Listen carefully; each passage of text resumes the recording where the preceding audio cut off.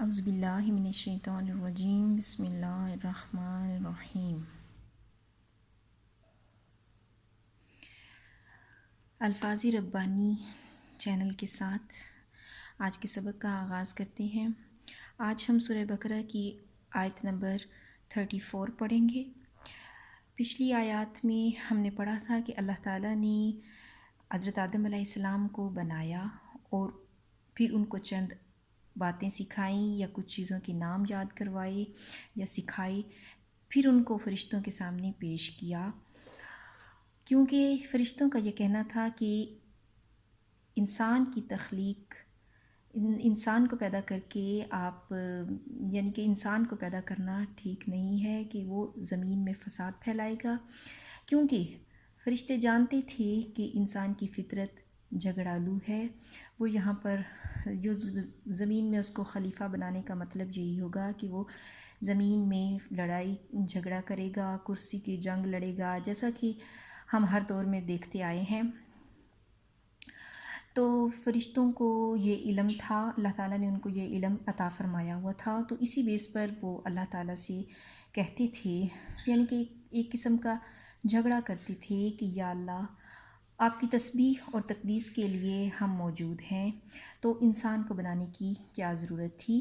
تو اس پر اللہ تعالیٰ نے پھر ان کو تھوڑا سا علم عطا فرمایا حضرت آدم علیہ السلام کو،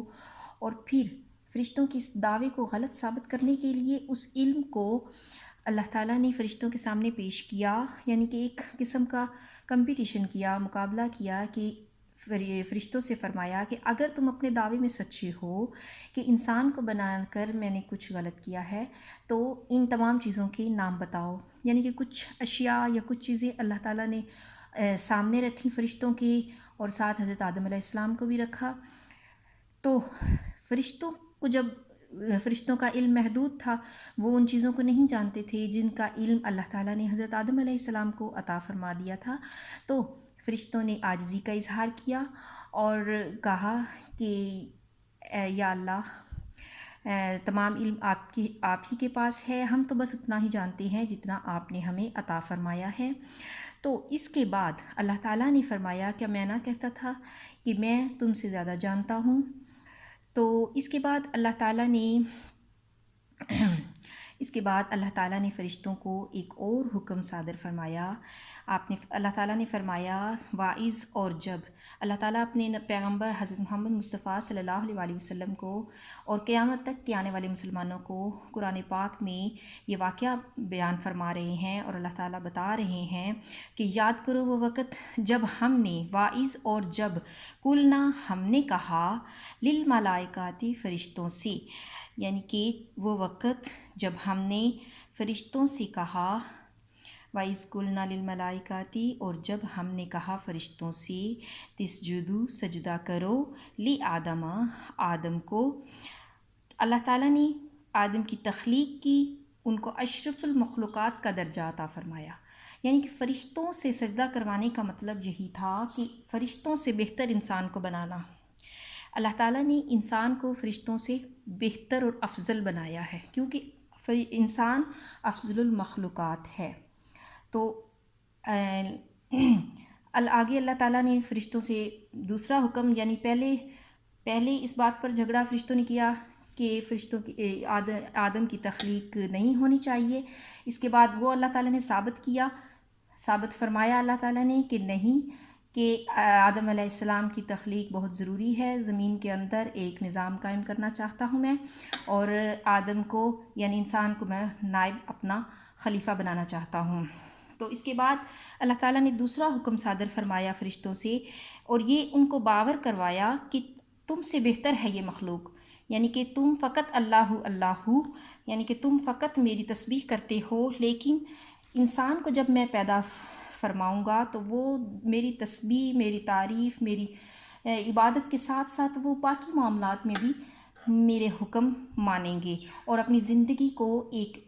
ایسے رستے پر چلائیں گے جو میرا بتایا ہوا ہوگا، جب وہ طریقہ اپنائیں گے جو میرا بتایا ہوا ہوگا، یعنی کہ صراط مستقیم اور اسوہ حسنہ نبی پاک صلی اللہ علیہ وسلم کی سنت، تو جو آگے چل کر یعنی کہ یہ تخلیق آدم کا واقعہ تو نبی پاک صلی اللہ علیہ وسلم کی بعثت سے بہت پہلے کا ہے نا. تو اللہ تعالیٰ کے ذہن میں تخلیق پیارے آقا علیہ الصلوۃ والسلام تھی، یعنی کہ حضرت آدم علیہ السلام کی تخلیق سے بھی بہت سال پہلے اللہ تعالیٰ نے سورہ یاسین تلاوت فرمائی. یعنی کہ اس وقت حضرت آدم علیہ السلام کا پتلا بن چکا تھا اور اللہ تعالیٰ نے سورہ یاسین کی تلاوت فرمائی کہ یاسین والقرآن الحکیم انک لمن المرسلین، کہ قسم ہے یاسین، قسم ہے مجھے قرآن حکیم کی کہ تو میرا رسول ہے. یعنی کہ پیارے آقا علیہ الصلوۃ والسلام کا نام ہے یاسین، ان کا ایک نام نامی اس میں گرامی ہے یاسین. تو اللہ تعالیٰ نے حضرت آدم علیہ السلام کی تخلیق سے بہت پہلے فرمایا کہ اے قسم ہے مجھے قرآن حکیم کی کہ تو میرا رسول ہے. تو اس سے ثابت ہوتا ہے کہ اللہ تعالیٰ نے تخلیق آدم سے پہلے پیارے آقا علیہ الصلوۃ والسلام کی بعثت، ان کا مبارک وجود بنا چکی تھی، اس کو تخلیق فرما چکی تھی، ان کے ذہن میں اپنے محبوب کا خاکہ تھا. اس کے بعد انہوں نے تخلیق آدم کی، اس کے بعد انہوں نے زمین کو بنایا، اور آپ کو وجہ کائنات اسی وجہ سے کہتے ہیں. تو جب دوسرا حکم صادر فرمایا گیا، دوسرا حکم یہ تھا کہ فرشتوں سے بہتر انسان کو بنانا، یعنی کہ فرشتوں کو یہ باور کروانا کہ انسان تم سے بہتر ہے اور اشرف المخلوقات ہے. اس لیے اللہ تعالیٰ نے فرمایا وَإِذْ قُلْنَا، جب اور یاد کرو جب اللہ نے فرمایا فرشتوں سے، للملائکات فرشتوں سے، تسجدو سجدہ کرو، لی آدم کو، تو اللہ تعالیٰ نے حکم دیا کہ آدم کو سجدہ کرو. فسجدو پس سب نے سجدہ کیا، الا سوائے ابلیس کے. یعنی کہ اللہ تعالیٰ کا حکم تمام فرشتوں نے مان لیا، لیکن ایک فرشتے جس کا نام ابلیس، جس کو اب ہم ابلیس کہتے ہیں، پہلے اس کا نام عزازیل تھا. تو تمام فرشتوں نے اللہ تعالیٰ کا حکم منوان تسلیم کیا، لیکن ابلیس نے نہیں مانا. ابا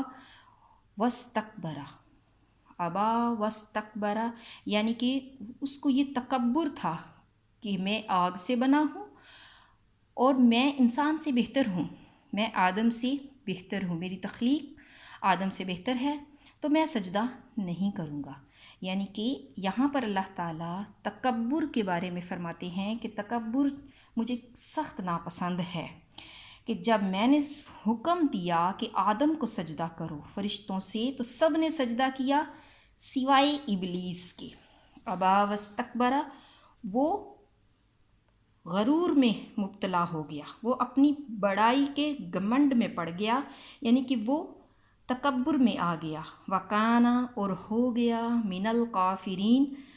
انکار کرنے والوں میں، نافرمانوں میں شامل ہو گیا. وکانا من الکافرین، اور ان نافرمانوں میں شامل ہو گیا.